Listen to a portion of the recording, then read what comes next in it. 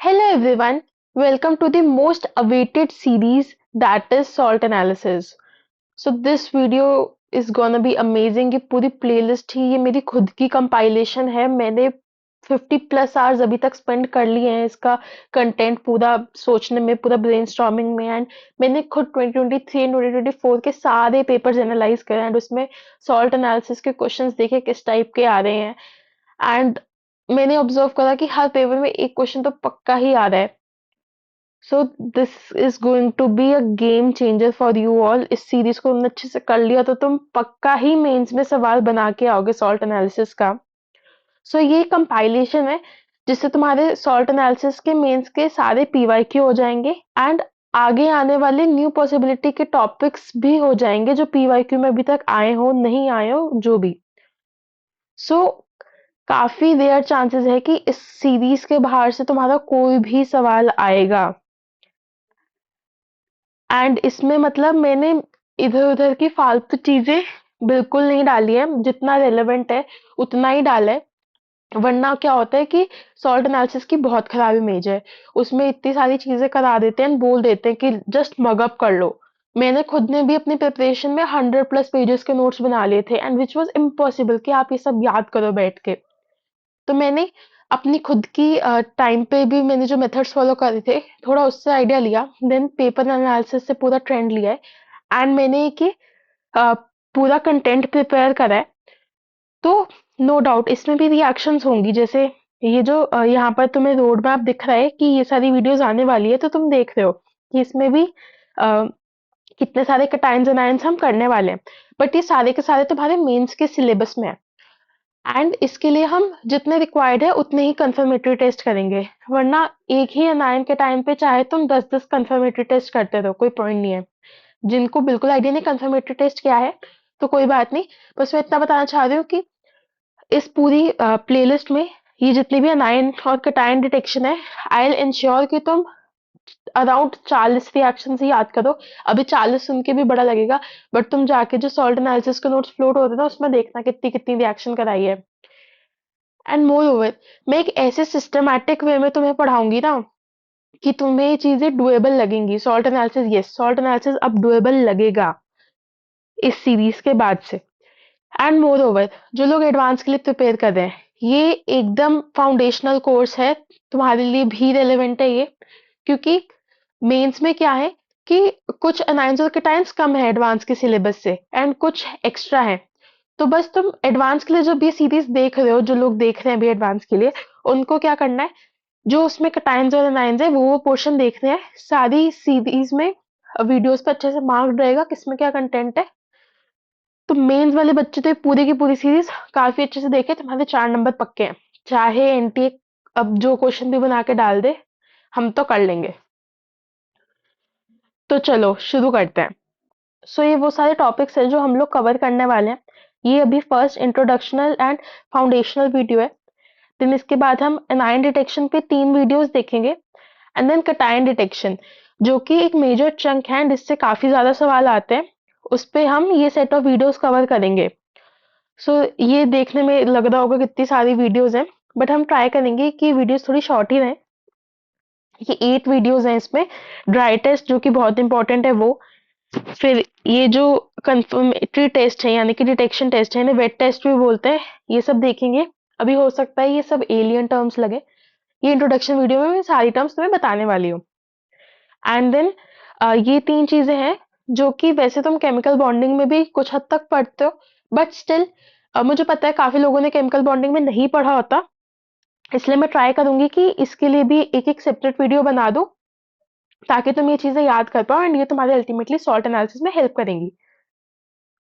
ये वीडियो जरूरी नहीं है एंड में आए, ये बीच में कभी भी आ सकती है एज एंड व्हेन रिक्वायर्ड. तो चलो अब इंट्रोडक्शन देखते हैं इसकी.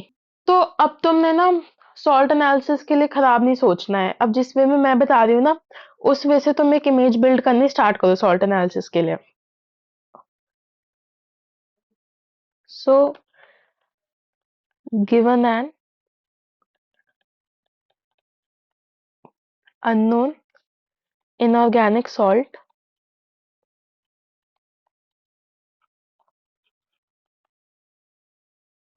You have to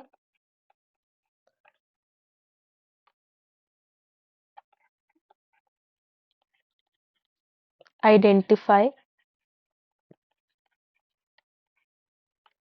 the anions and cations present in it. एक सॉल्ट दे दिया, उसमें अनायन और केटायन पता लगाना है तुम्हें। अब मान लो कि तुम्हारे पास ऐसे एक इतना सारा सॉल्ट प्रेजेंट है, large quantity, but you don't know which salt is this.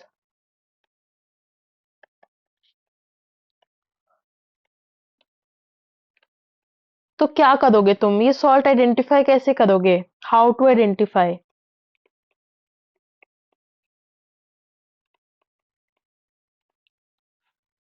तो इसके लिए तुम क्या करोगे? You take a small sample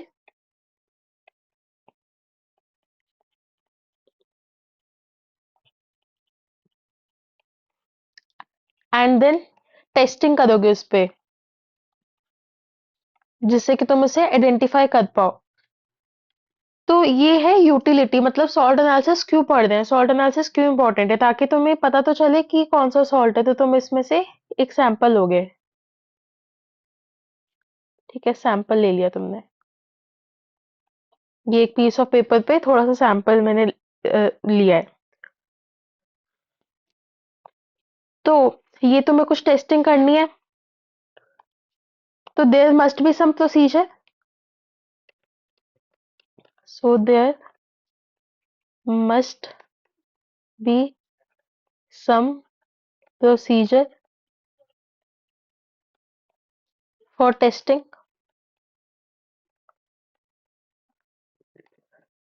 and इस प्रोसीजर को क्या बोलते हैं? जी हाँ, salt analysis,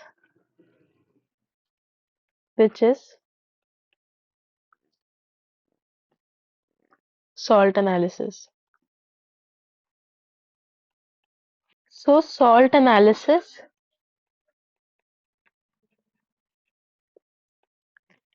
is nothing but a set of steps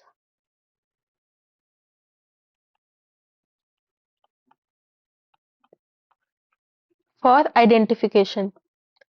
हो सकता है कुछ लोगों ने अपने 11th-12th के प्रैक्टिकल्स में भी करा हो। मैंने खुद ने भी इसे परफॉर्म करा था लैब में। एंड अब वही है, वहां पर तुम्हें एक सॉल्ट दे देंगे, अब तुम्हें आइडेंटिफाई करना है। तो ऑब्वियसली वो सब स्टेप्स तुम्हें याद रखने पड़ेंगे ना, कि हमें पहले क्या करना है, फिर क्या करना है। तो मैं तो इसे एज अ गेम लेती थी कि अच्छा, मुझे सॉल्ट दे दिए, मेरे को आइडेंटिफाई करना है। तो गेम के भी कुछ सेट ऑफ रूल्स होते हैं, इंस्ट्रक्शंस होते हैं, कुछ एक पैटर्न तरीका होता है जिससे हम चलते हैं। तो ठीक है, मुझे पता है मेरे को पहले ये करना है, फिर बेस्ड ऑन रिजल्ट क्या है, मेरे को ये करना है, फिर मेरे को ये करना है। तो एक ऐसे ट्री लाइक स्ट्रक्चर हो गया ना, कि जैसे जैसे जो जो रिजल्ट आते जाएंगे तुम उस डायरेक्शन में बढ़ते रहोगे। तो मेरे को तो इसलिए काफी इंटरेस्टिंग लगा करता था।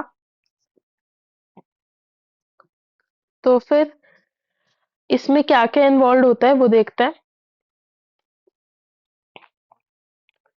सो सिस्टमैटिक एनालिसिस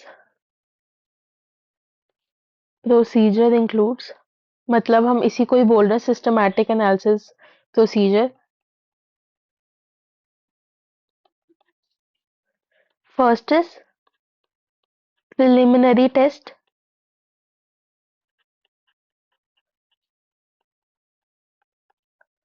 इन्हें हम ड्राई टेस्ट भी बोलते हैं।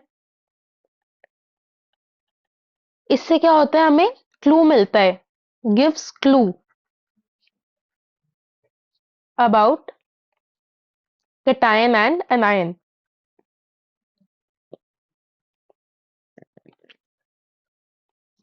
एंड देन फिर हम करते हैं सबसे पहले डिटर्मिनेशन ऑफ अनायंस,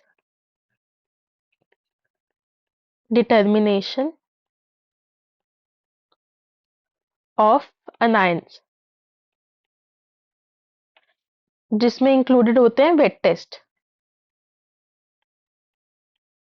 इनको हम कंफर्मेटरी टेस्ट भी बोल देते हैं।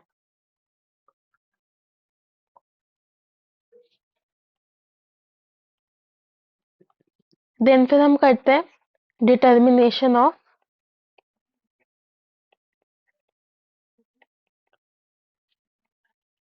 केटाइन्स। इसके लिए भी हम वेट टेस्ट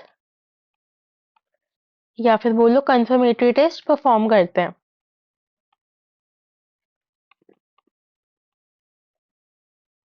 तो प्रिलिमिनरी टेस्ट से सिर्फ क्लू मिलता था, बट इनसे क्या होता है, गिव्स प्रॉपर आइडेंटिफिकेशन। इनसे हमें प्रॉपरली पता लग जाता है कि पर्टिकुलरली कौन सा अनायन या केटायन है। क्लू मिलने से ये फायदा है कि अगर हमें लग रहा है कि ये पर्टिकुलर एनायन या केटायन हो सकता है, तो हम उसका कंफर्मेटरी टेस्ट परफॉर्म कर सकते हैं देखने के लिए कि वो है या नहीं। तो अभी हम बस बेसिक स्ट्रक्चर ही प्रिपेयर कर रहे हैं चीजों का, एक फाउंडेशन बिल्ड कर रहे हैं। सो सबसे पहले हम देखते हैं प्रिलिमिनरी टेस्ट क्या होते हैं।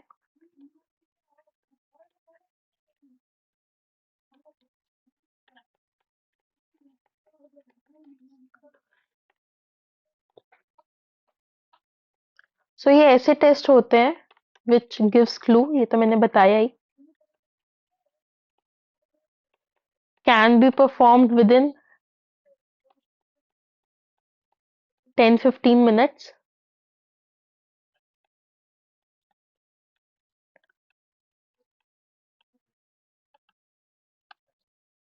and this involves noting the general appearance and physical properties.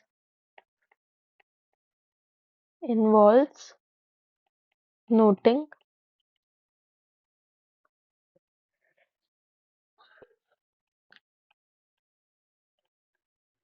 जैसे कुछ कुछ होते हैं ना जो कलर्ड सॉल्ट ही प्रोड्यूस करते हैं, तो मान लो ग्रीन सॉल्ट है तो थोड़ा हिंट लग जाता है कि हाँ शायद एल्यूमिनियम सॉल्ट हो या फिर आयरन का सॉल्ट हो।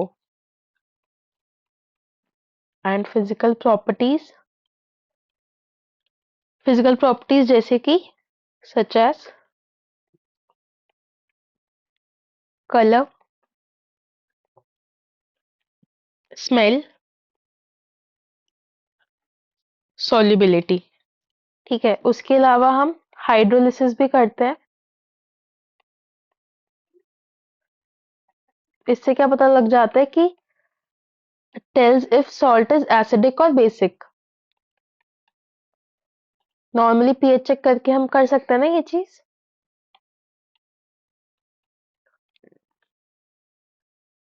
अब यहाँ पर मैं एक चीज बता रही हूँ, याद रखना बस इसे। जस्ट एक रैंडम फैक्ट है, यहाँ पर मैं लिखवा रही हूँ। If it shows acidic nature,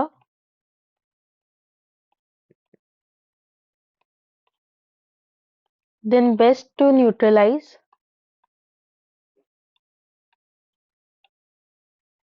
the solution with Na2CO3 before testing for anions। अब ये मेरा अलग से लिखवाने का ये पॉइंट है कि ये डायरेक्टली जी मेंस के किसी सवाल में एज अ स्टेटमेंट आ सकती है। ये स्टेटमेंट तुम्हें लिख के दे दी, बता दो ट्रू है या फॉल्स। अब किसी को पता है तो ही कर पाएगा। सॉल्ट एनालिसिस में मेरा जनरल सजेशन ये रहता है कि बहुत ज्यादा रीजंस के पीछे जाने की कोशिश मत करो। जैसे इन जनरल आईओसी में तुम थोड़ा रिलेट भी कर सकते हो, थोड़ा सोचते भी हो कि ये चीजें कैसे हो रही, रिएक्शन कैसे प्रोसीड कर रही है। यहाँ पर भी जनरल जितना तुम लिंक कर सकते हो उतना करो, बट आई वुड से कि एकदम डीपली अंदर जाने की जरूरत नहीं है कि रिएक्शंस कैसे हो रही हैं। मैंने पर्सनली क्योंकि वो करके देख लिया है, मैंने अपनी जेई में बहुत ज्यादा टाइम स्पेंड करा था कि मैं कैसे भी रिलेट कर लूं एंड काफी चीजें करूं। बट अल्टीमेटली मुझे ना समझ आ गया कि ये ऐसा नहीं है कि हम इसे लॉजिकली रिएक्शन कैसे हो रही है वो करके याद करें। दिस इज कि हम इसे as a steps as a method याद करें। जब हम ऐसे एक माइंडसेट चेंज करते हैं ना चीज को लेके, तो हमें वो याद होने में आसानी होती है। सो ये है तुम्हारा जेई मेंस का सिलेबस। नीट में भी यही सिलेबस है। सो इसमें ये कटायंस और एनायंस गिवन है, तो हमें सिर्फ यही करने हैं। लोग बोलते हैं कि नहीं सल्फाइड का भी टेस्ट आ जाता है, नहीं ऐसा बिल्कुल नहीं है। वो डी ब्लॉक में कोई टेस्ट ऑलरेडी, कोई रिएक्शन ऑलरेडी पढ़ चुके हो, वो बस इधर सॉल्ट एनालिसिस में डाल देते हैं। जेई मेंस में मैंने इतना पूरा एनालाइज करा है कि वो अपने इस गिवन सिलेबस से बिल्कुल डेविएट नहीं करे हैं। एंड इन्हीं सब सिलेबस में इतना स्कोप है ना क्वेश्चन डालने का, उन्हें डेविएट करने की जरूरत तक नहीं है। ये जो बाकी रिएक्शंस होती है ना, उसे तुम सॉल्ट एनालिसिस में डाल सकते हो, बट वो कहीं ना कहीं तुम्हारी केमिस्ट्री में कवर्ड होती हैं। इसके एग्जांपल्स मैं तुम्हें आगे दे दूंगी, जो मैं बात कर रही हूँ कि सल्फाइट वाली जो चीज मैं बता रही हूँ। तो अब ये सारे हैं, अब इन्हें तुम बताओ ना, सीधे सीधे जरूरी तो नहीं है कि तुम एक ही चीज डालोगे एंड उन्हीं से सब के लिए मतलब टेस्ट हो जाए। लाइक जरूरी तो नहीं है कि ये सारे किसी चीज को लेके सेम ही रिस्पॉन्ड करें। इतने सारे कैटायंस एंड आयंस को अगर तुम्हें टेस्ट करना है तो कुछ प्रोसीजर होगा, एंड जरूरी नहीं है हर कोई उस पे रिएक्ट करे। कहने का क्या मतलब है, जैसे प्रिलिमिनरी टेस्ट जो इन पे काम कर रहे हैं, जरूरी नहीं वो इन पे काम करें, लाइक दैट। सो इसीलिए क्या होता है कि हम कुछ ग्रुपिंग करते हैं। सो वो ग्रुपिंग किस तरीके की है,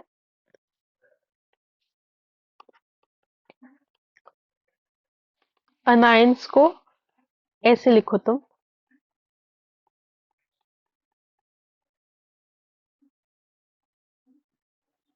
Cl minus, Br minus, I minus, NO3 minus, SO4 2 minus. तो हमने क्या देखा है कि ये जो है, ये डाइल्यूट H2SO4 के साथ रिएक्ट कर जाते हैं। तो इनके लिए हम सेम प्रिलिमिनरी टेस्ट फॉलो कर सकते हैं, बट ये लोग रिएक्ट नहीं करते डाइल्यूट H2SO4 के साथ, तो ये कंसंट्रेटेड H2SO4 के साथ रिएक्ट करते हैं। अब तुम देखो ये तीनों डाइल्यूट के साथ रिएक्ट करें तो कंसंट्रेटेड के साथ तो कर जाते, तभी तुम पहले ये वाला टेस्ट करोगे, इससे नहीं हुआ तो तुम कंसंट्रेटेड H2SO4 डालोगे। अब लेकिन सल्फेट ऐसा है कि वो तो कंसंट्रेटेड H2SO4 के साथ भी रिएक्ट नहीं करता, तो तुम यहाँ पे क्या करते हो, सेपरेट टेस्ट लेते हो। इनके लिए तो डायरेक्ट फिर तुम्हें कंफर्मेटरी टेस्ट ही करने पड़ते हैं। फिर अब नेक्स्ट है कटायंस का केस। तो जो कटायंस है, एक बार लिख लेती हूँ,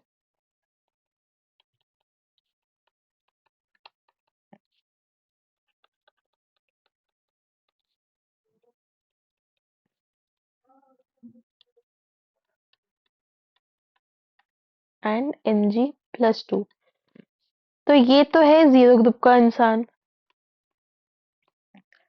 ये है फर्स्ट ग्रुप का, और ये दोनों सेकंड ग्रुप के। जी हाँ, लेड जो है वो फर्स्ट सेकंड दोनों में आता है, इसकी कहानी भी बताएंगे पर्टिकुलर वीडियो में। ये दोनों थर्ड ग्रुप में, ये दोनों फोर्थ ग्रुप में, देन ये दोनों फिफ्थ ग्रुप में, एंड Mg जो है वो हमारा सिक्स्थ ग्रुप में आता है। अगर सिक्स ग्रुप तक की टेस्टिंग पे आ गए हैं तो ऑलमोस्ट पता ही लग जाता है कि अब तो मैग्नीशियम ही होगा।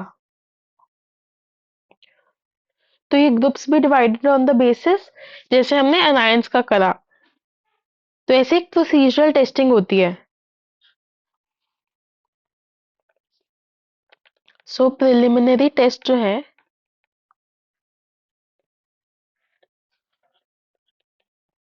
वो डिफरेंट होते हैं for anions and for cations. अभी ऊपर मैंने तुम्हें थोड़ा हिंट दे ही दिया इस सबका। अनायंस के लिए पहला होता है डाइल्यूट H2SO4 टेस्ट, देन हम करते हैं concentrated H2SO4 test, and anions के लिए होता है थर्ड टेस्ट, सेपरेट टेस्ट। ठीक है, अब कैटायंस में क्या होता है, तो इनके लिए हम अलग सॉर्ट ऑफ, मतलब कैटायंस जो है जनरली कुछ कलर वगैरह शो करते हैं ना, तो कुछ ड्राई टेस्ट ऐसे करते हैं जिससे कलर का थोड़ा हमें पता चले। ठीक है, तो यहाँ पर वी हैव 6 टेस्ट और ये सब हम टेस्ट पढ़ेंगे भी। Colour test, then dry heating test, इन सब में तुम्हें कलर्स याद रखने होंगे। Flame test, borax bead test,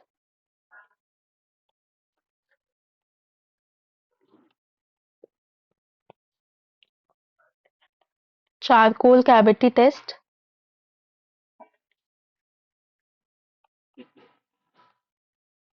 and cobalt nitrate test.